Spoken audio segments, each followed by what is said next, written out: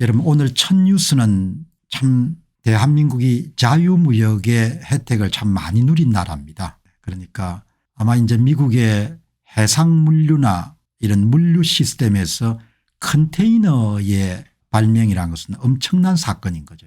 특히 이제 컨테이너가 베트남 전쟁에서 큰 역할을 이렇게 발휘하게 되는데 이제 물류에서 핵심적인 거잖아요. 표준화를 한 거니까. 그러니까 아마 한국이 일본 다음으로 자유무역을 통해서 가장 많은 혜택을 받은 컨테이너의 발명에 가장 큰 혜택을 받은 나라일 건데 이제 관세를 부과하는 새로운 시대가 열린 거네요. 한국으로서는 굉장히 큰 도전입니다. 세계의 판 자체가 바뀌고 있는데 이번에는 좀 심상치가 않네요. 왜냐하면은 미국이 이제 자국 우선주의를 내세워 가지고 미국에서 판매할 것 같으면 그냥 미국에서 만들어라 이렇게 이야기를 하는 거니까 굉장히 큰 사건입니다. 여기에 미국의 자동차 수입 시장 사실상 1위, 한국의 관세 폭격을 겪는다. 미국으로 수출 급증한 고급차 큰 타격.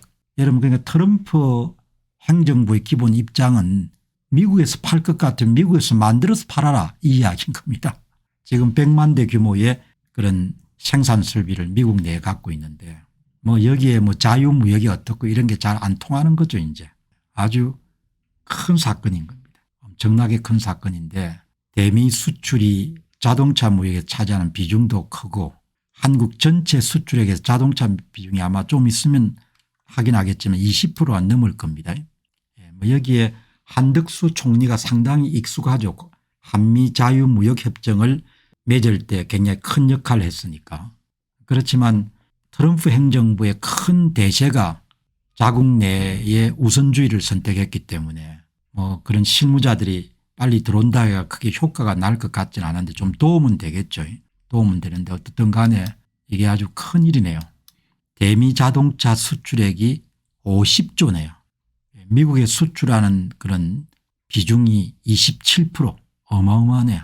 이제 4월 2일 무렵에 아마 관세를 부과하겠는데 중국의 10% 추가 관세, 멕시코와 캐나다에 대한 25% 관세 부과 유보, 철강, 알루미늄 25% 관세 부과 계획 발표, 그다음에 이제 상호 관세 4월 달에 아마 자동차 반도체 이런 데 대한 관세를 때리는 모양입니다. 한국인 입장에서 보면 굉장히 이제 불편한 이야기인데 이제 미국은 기본적으로 자국 내 생산해서 자국에서 팔아라라는 이야기니까 보시게 되면은 자동차 수출의 중요성, 우리 전체 수출 가운데 자동차가 10.4% 2위네요. 반도체여 가지고 그다음에 대미 수출의 27.2% 크네요. 자동차 부문이. 그리고 현대자동차가 상당히 선전해 가지고 기업도 많이 좋아졌죠. 멕시코는 미국 브랜드 등의 생산 기질 역할 실질적으로 한국이 1등이네요. 미국의 수입 자동차 액수 가운데. 자, 이 보시면은 현재 기아 자동차가 한 10만 대 100만 대 캐파를 갖고 있는 모양인데 국내 생산의 90% 이상을 미국으로 수출하는 GM 같은 경우는 또 더 큰 위기겠네요. 어쨌든 판 자체가 바뀐 겁니다. 여기 이제 이항구 의원이 관세를 무기로 현지 생산을 확대하고 미국산 부품을 더 많이 사도록 압박할 것. 그런데 뭐 더 큰 거는 그냥 미국에서 판매하는 것은 미국에서 생산해서 판매하라. 그런 이야기인 거죠.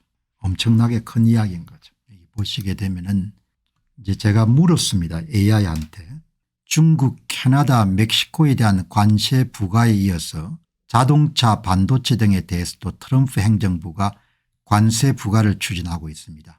트럼프 대통령의 머릿속에는 웬만하면 미국 내에서 모든 것을 생산하라는 구상을 담고 있는 것 같은데 어떻게 생각하십니까? 이렇게 물어본 겁니다. 그래서 AI가 뭐라고 답하는 걸 보니까 트럼프 대통령의 관세 정책은 미국 중심의 보호무역주의와 국내 제조 부활을 목표로 하고 있고 단순히 관세 부과에 그치지 않고 미국 경제의 전반적인 구조를 재편하려는 의도를 갖고 있습니다. 자국 내 생산해서 자국 내에서 팔아라는 이야기죠. 반도체와 철강 등에 대해서도 추가 관세 부과가 있을 것 같습니다. 이러한 정책의 핵심은 미국 내 제조업을 활성화하고 첨단 산업의 밸류체인을 미국으로 통합하려는 것입니다. 부품, 소재, 생산, R&D까지 다 미국 내에서 가지려고 하는 거죠. 반도체, 전기차, 자율주행, AI, 배터리 등 미래 유망 산업의 설계, 소재, 제조 공정을 모두 다 미국 내에 가지도록 그렇게 지금 추진하는 겁니다. 그러니까 아마 1945년 2차 세계대전이 종전이 되고 난 다음에 큰 대세를 형성했던 자유무역, 그게 큰 이제 변화를 가져오는 어마어마하게 큰 여러분들 변화가 일어나게 되는 거죠. 이러한 전략은 다음과 같은 의미를 갖고 있습니다. 미국 경제의 경쟁력 강화, 글로벌 공급망 재편, 세계 경제의 저성장 고착화를 촉진할 수 있다. 이거는 다른 나라 사람들이 고민 안 하는 거고 자국 우선주의로 나가는 겁니다. 결론적으로 트럼프 대통령의 정책은 미국 경제의 자립성과 경쟁력을 강화하는 의도를 담고 있습니다. 미국 땅에서 판매하려면 가능한 미국에서 생산해라 이 이야기인 거죠. 엄청난 변화인 겁니다. 다른 여러분들 AI한테 또 물어봤습니다.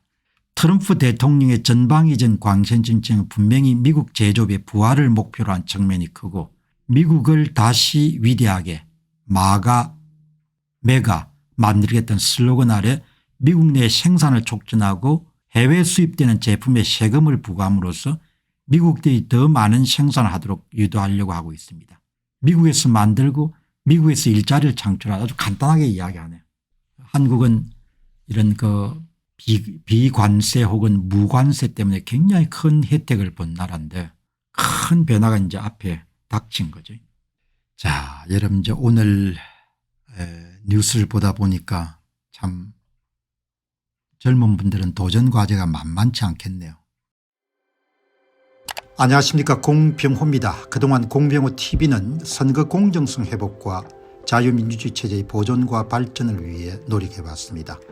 이런 노력들이 지속될 수 있도록 공병호TV의 정기 후원 프로그램이자 멤버십 프로그램을 소개해드립니다. 뜻 있는 분들의 관심과 동참을 부탁드립니다.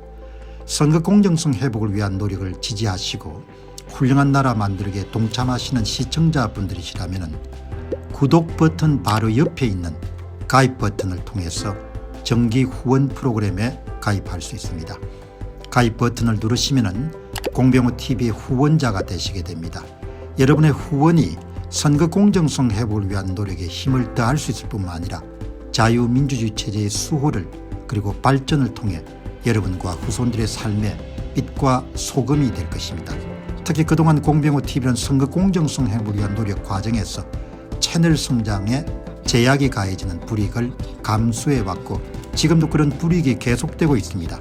그럼에도 불구하고 너무나 중대한 문제이기 때문에 공병호TV의 노력은 계속될 것입니다. 여러분의 깊은 관심을 부탁드립니다. 감사합니다.